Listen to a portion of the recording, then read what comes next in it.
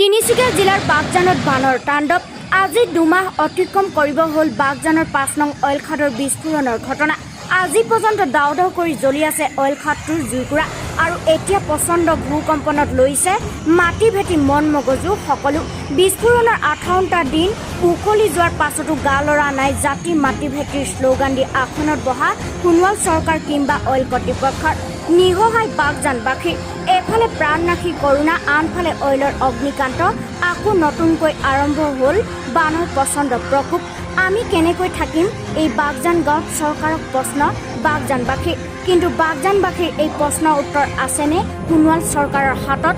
বাগজানবাসীৰ এইসমূহ সমস্যা সমাধানৰ বাবে কিবা ব্যৱস্থা ল'বনে অইল কৰ্তৃপক্ষ তথা নেতৃত্বাধীন বিজেপি চৰকাৰে? এতিয়াও জুই জ্বলিয়ে আছে।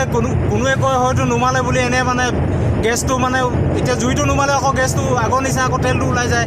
আৰু আমাৰ যিটো সমস্যা পৰিস্থিতি হৈ আছে এতিয়া আমাৰ বানপানীৰ সমস্যা, কৰোণা সমস্যা মাজে আমাৰ জুইও এতিয়ালৈকে আমাৰ বন্ধ কৰিব পৰা নাই অইল ইণ্ডিয়া লিমিটেডে। এতিয়া এইখিনি আমাৰ গোটেই তেল পৰি আমাৰ গোটেই এইখিনি আমাৰ প্ৰতি বছৰে পানী হয়। গছ বন আমাৰ বাগান জাগান সম্পূৰ্ণ আমি বাচি যায়। আমাৰ এতিয়া যিবোৰ তেল আহিলে আমাৰ গোটেই হাঁহ কুকুৰা ইত্যাদিলৈকে গৰু ছাগলী সম্পূৰ্ণ শেষ। এতিয়াও চাওক সেইটো মোৰ ঘৰ, এতিয়াও গোটেই মানে তেল পৰি আৰু গোটেই পানী এইফালে অইলত পানী মাৰি আছে জুইটো নুমাবৰ কাৰণে। এইফালে আমাৰ বানপানী গোটেই মানে ঘৰ ডুবাই থৈছে। গোটেই আমাৰ গোটেই বাগান চাওক, ঘৰ চাওক, গোটেই মানে গড় ছালৰ পাই গৈছে।